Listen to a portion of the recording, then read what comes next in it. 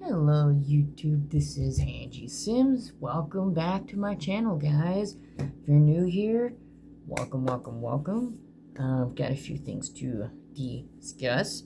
Like to go over the book that I have finished reading and talk about two books that I'm currently reading and some fun little surprise details at the end regarding one of those books that I am currently reading.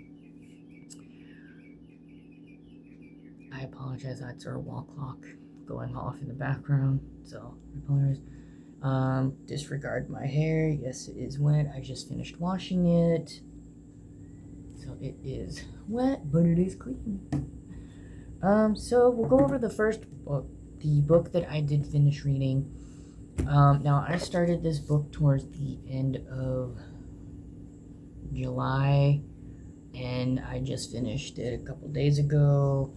Not that it was just slow read. It was not slow by all means. It's just everyday life got in the way, and working and being a mom. It just got so busy and getting ready for, first day of school, and just didn't really have the time. And then we're not going to get into the rest of it. But I feel like we're doing better. Like we're doing so much better. This month is starting to, pick up. Now that the kids are in school, I have more free time during the days when I'm not working to get myself back on track with my reading. So I do like that. But the book that I read is A Series of Unfortunate Events, book 1, which is called The Bad Beginning. This is a reread. I have read this entire series once before, back when I was in middle school, and I loved the series. I own all the books, however, they are still in storage with the rest of my books. I know since last year I always mentioned I got books in storage. Hoping the end of this year we'll be able to get the rest of our stuff out of storage in here, and that way I can show you the rest of my book collection. So this is not too bad of a series, but it is a pretty big series. It contains 13 books, and each book, and I found this out recently, which is kind of funny. There's 13 books, and each book is 13 chapters. However, each book progressively gets thicker. So it doesn't necessarily mean there's more chapters. It's just that the chapters are getting longer and longer. I looked up why the author used 13 so much. And the reasoning that I can find is that because 13 is an unlucky number. That's what they went with. But anyway, this series here is about 3 siblings. There's Violet, Sunny, and Klaus Baudelaire, who you find out in the first book, their parents end up tragically passing away in a fire.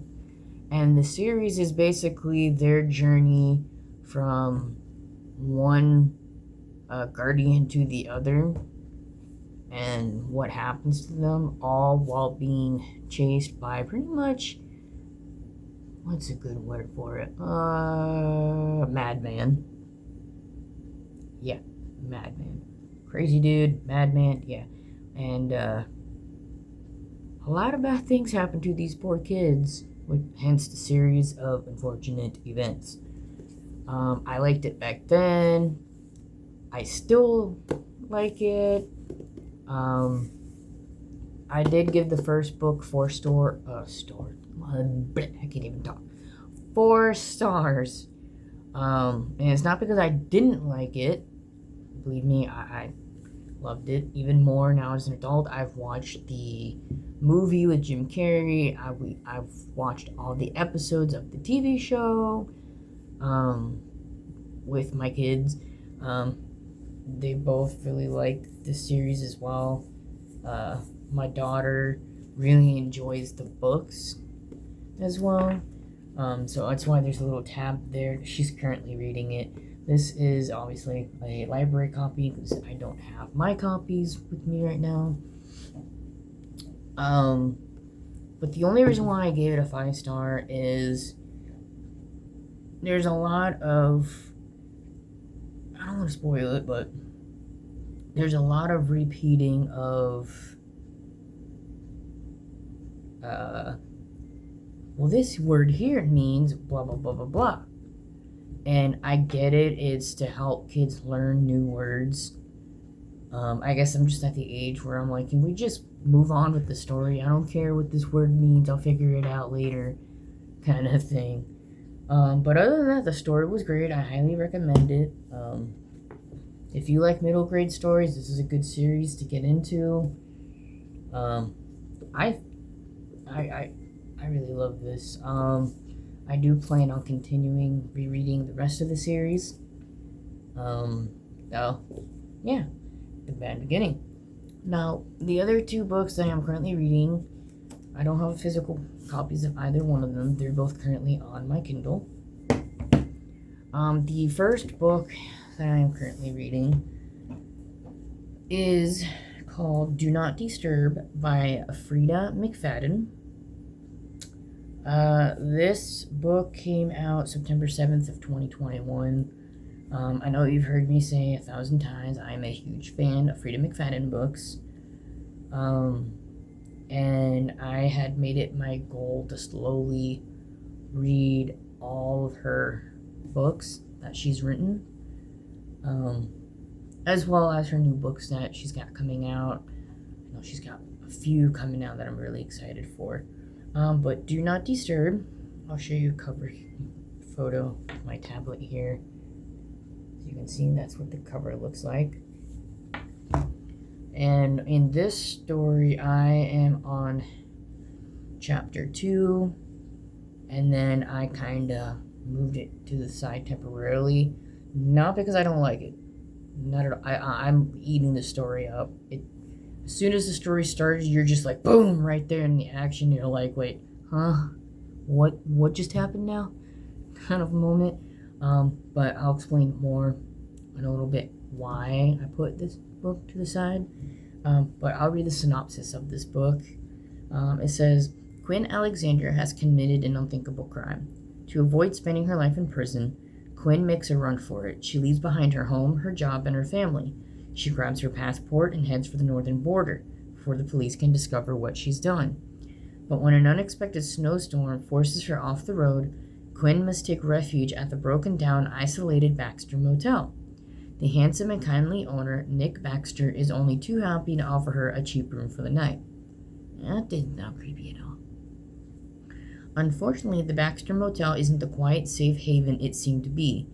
The motel has a dark and disturbing past.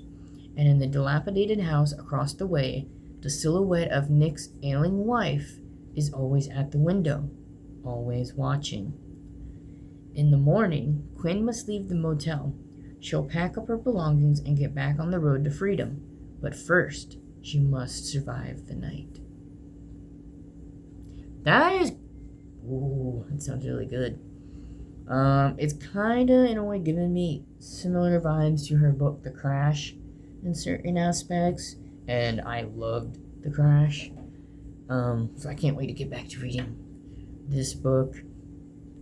Now the reason why I temporarily put this book to the side, just temporarily, is because 2 days ago, I was scrolling through my Instagram, and I came across a post by this author named Ryan Reed.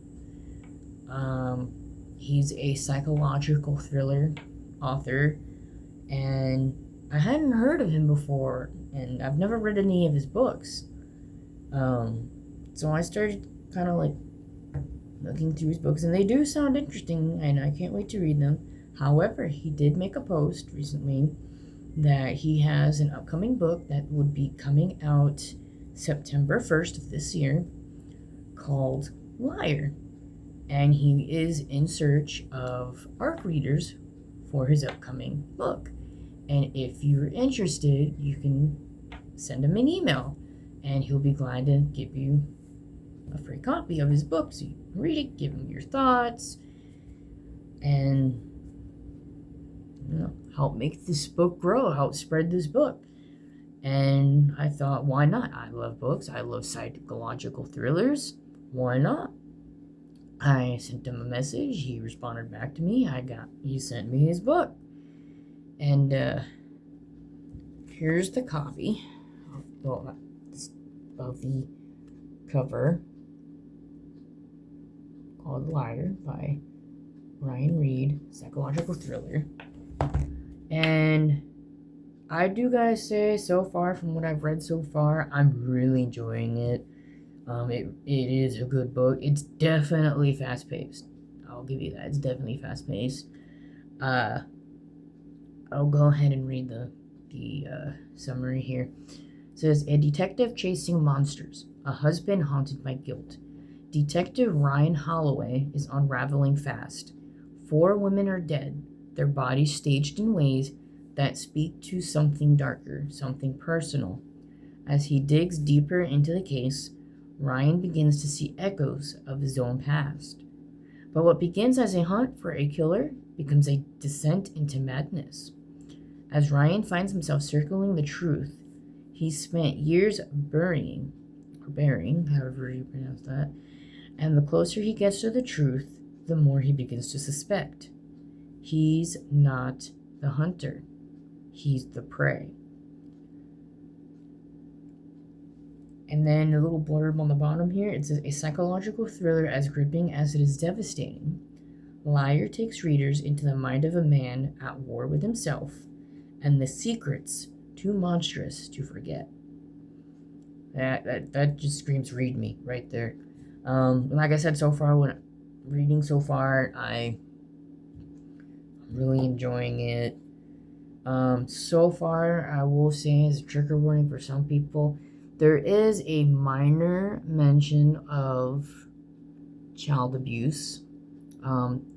It's not graphic in any way. It's just a short mention of it. So far from what I've read, and I don't think it's gonna get any worse than that. I don't know until I finish the book. But yeah, so far I really, really like it.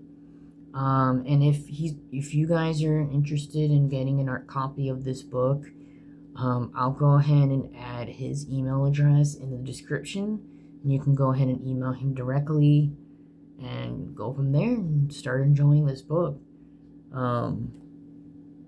But yeah, so far I'm really, really, really liking this book. And it's not that big of a book. It's only 284 pages.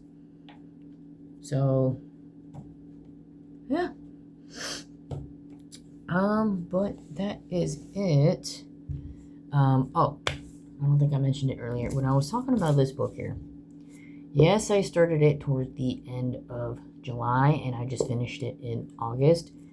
So because of that, I will count this book towards the month of July, but I'm also going to count it towards August because I was reading it within those 2 months. So I think it's fair to count it for both months. But that is it. Again, spread the word about this book. It's a fantastic book. If you know somebody else that loves psychological thrillers, definitely let them know about this book. Definitely give them, Ryan Reed's email so they can get an ARC copy. And yeah, let's just spread the word. Let's just help this author and help him with his book. Help this book grow. Let people know about this book even more. I know I am. I'm enjoying it. And yeah, well, that's it from me.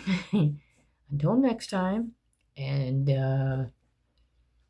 yeah, I don't have any events coming up for right now, so I'm just going along as I go, if that makes any sense.